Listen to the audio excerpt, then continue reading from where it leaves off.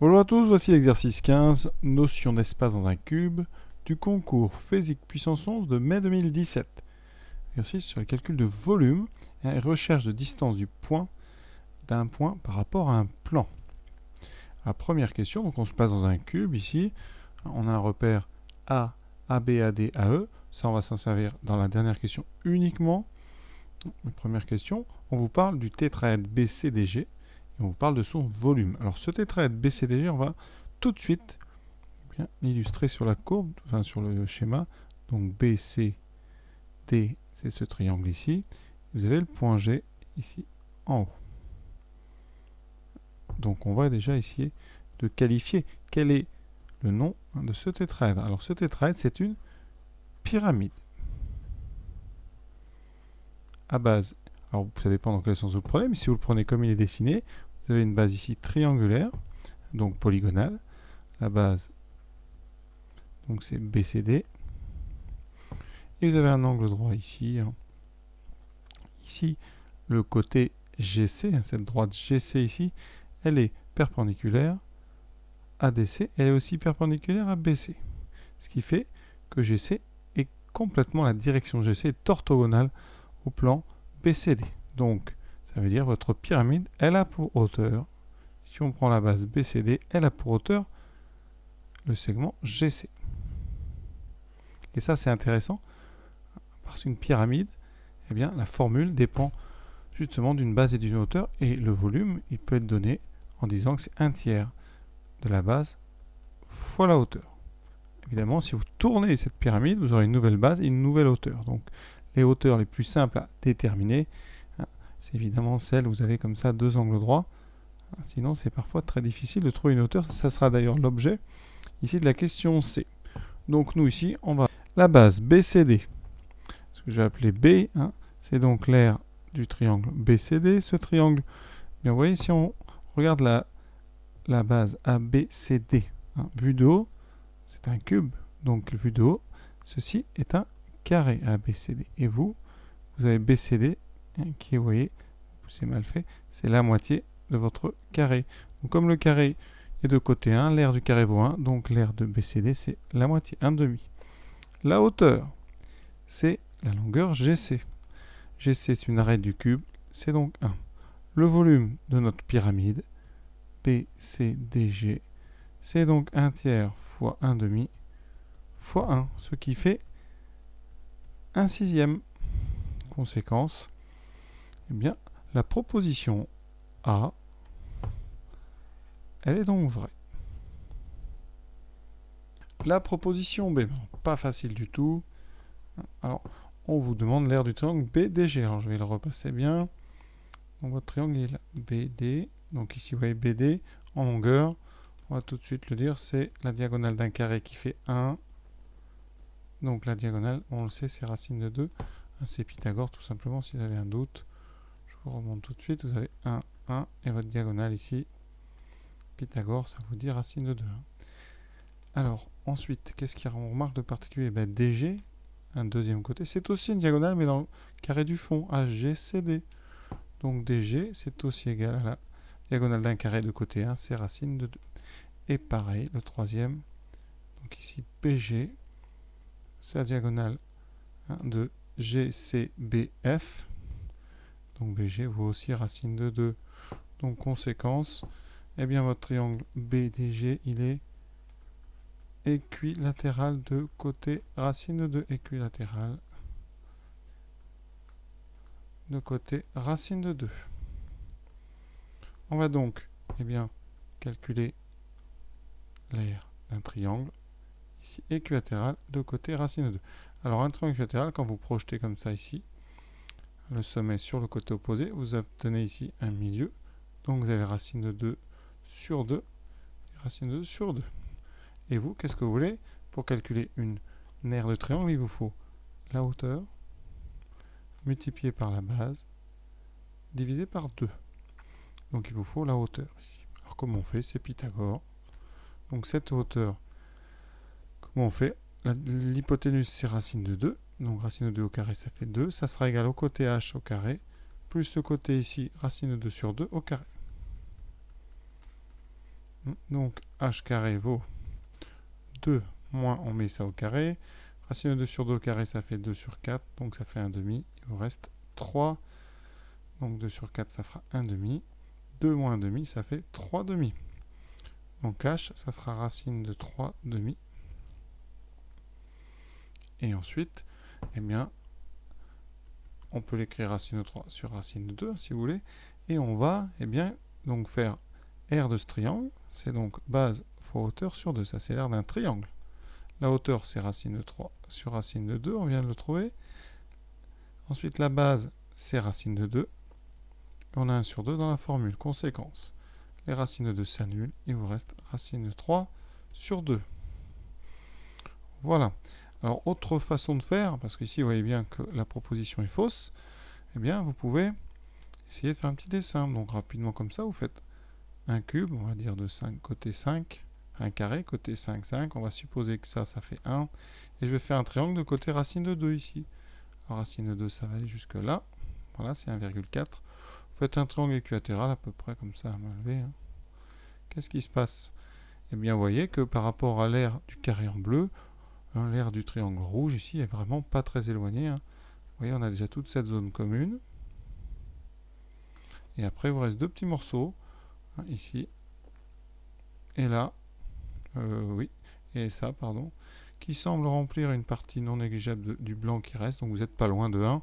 C'est pour ça que la proposition racine de 3 sur 4, si vous avez compris ce que je viens de dire, comme racine de 3 sur 4, ça fait à peu près 0,4, racine de 3 c'est 1,7, eh bien vous êtes vraiment pas du tout à 0,4, ici vous êtes plus à 0,8 ou 0,9, donc c'est pour ça que vous pouviez très bien dire faux sans forcément faire les calculs, juste en faisant un petit dessin. On va quand même garder ce résultat en mémoire parce que c'est important.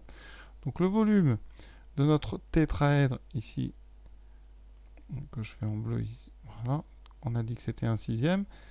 Le triangle BDG en rouge a une aire de racine de 3 sur 2, ça j'en ai besoin. Donc l'aire de B, D et G, l'aire, je vais mettre un A comme ça, voilà, pour ne pas oublier, c'est donc racine de 3 sur 2. Il reste maintenant les deux propositions. On appelle distance d'un point, ici sur le dessin, la plus petite distance entre oméga et tous les points du plan considéré. Donc ici, il se trouve que, eh bien, en fait, cette distance, elle est réalisée avec le point H qui est le projeteur orthogonal d'oméga sur le plan. Et donc, pour avoir une distance, on visualise très bien. Ici, vous avez un angle droit. Alors nous, ici, ça va nous servir. Pourquoi? Parce que quand on calcule le volume d'une pyramide, on l'a déjà dit tout à l'heure, c'est 1/3 de la base fois la hauteur. Et il faut une base et une hauteur. Alors tout à l'heure, nous, on a déjà calculé que ce volume faisait 1/6 parce qu'on avait considéré la base ici DCB. Mais maintenant, on va changer. En considérant une nouvelle base, c'est-à-dire vous prenez cette fois-ci la base DBG, en considérant DBG comme base, eh bien, quelle est la hauteur? La hauteur, eh bien, c'est une droite ici imaginaire qui relie C à tout le plan BGD, et ça correspond justement à la distance du point C au plan BDG. Donc la hauteur est la distance entre C et le plan, entre parenthèses, BDG. Voilà. Alors comment faire ça? On ne connaît pas cette distance, c'est justement la question. Par contre, on connaît la base. Donc avec cette formule, on fait 1/3 donc de la base, de la nouvelle base, donc 1/3 donc de l'aire de DBG fois eh bien, la distance qu'on va appeler D entre le point C et le plan BDG, et ça on sait que ça fait 1/6. L'aire, on l'a trouvé tout à l'heure, c'est pour ça que je l'avais bien noté, c'était racine de 3 sur 2. Donc on a 1/3 fois racine de 3 sur 2 fois D qui est égal à 1/6. On n'a plus qu'à résoudre pour trouver B. Donc D vaut combien? On met tout du côté droit par des divisions, multiplications. En haut, on va retrouver 3 fois 2, 6. En bas, on retrouve donc 1/6, donc 6. Et on retrouve aussi le racine de 3 qui est passé en dessous. Bilan, on a petite simplification ici. On retrouve 1 sur racine de 3. Vous pouvez faire monter la racine. Ça fait racine de 3 sur 3. Pour faire monter, je rappelle, je vais vite là, parce que c'est quand même des choses que j'espère que vous savez faire. On multiplie en haut et en bas par racine de 3. Et on trouve donc racine de 3 sur 3, ce qui n'est pas du tout, puisqu'on a un 2 ici. Donc on peut dire que C était faux aussi. Alors on peut essayer de calculer, comme ça, juste pour voir, avoir une idée combien elle fait cette distance. Alors sur le papier, vous voyez comme ça, on voit que ça fait par rapport à nos longueurs. Alors ici, BC fait 1, donc la longueur a l'air de faire 0,6 ou 0,7. Comme ça, de l'inspiration qui vient. 2 racine de 3, ça fait quoi? Ça fait à peu près 2 fois 1,7 sur 3. 2 fois 1,7, ça fait 3,4 sur 3. Et on trouve 1,1. On trouve quelque chose qui est plus grand que le côté BC, par exemple. On voit bien sur le dessin bien, que dans ce tétraèdre ici, DGBC, eh bien, quand on projette C sur la face ici rouge, on a une longueur ici de projection qui est plus petite que 1. Donc on pouvait très bien, comme ça, imaginer, en tout cas faire la prévision que le résultat qu'on vous proposait était faux. Maintenant, une question étrangement très simple, après 2 ou 3 questions difficiles, c'est la D. Alors on va faire ça avec les coordonnées, seul moment d'ailleurs où les coordonnées vont servir dans cet exercice. Le repère, c'est le repère A, AB, AD, AE. Donc, on va prendre les coordonnées de B, D et G. Alors B, c'est le point qui est ici, donc premier vecteur de base AB, ça fait des coordonnées 1, 0, 0. Pour D, c'est pareil, c'est sur le deuxième vecteur AD, donc c'est 0, 1, 0. Et pour G, pour aller en G, on utilise les 3 déplacements, donc c'est 1, 1 et 1. Et on va vérifier. Notre plan, il a pour équation x plus y moins z moins 1 égale 0. Donc on va calculer pour ces 3 points-là, x plus y moins z moins 1. Alors pour B, x plus y moins z moins 1, ça vaut donc 1 plus 0 moins 0 moins 1, et vous voyez 1 moins 1, 0.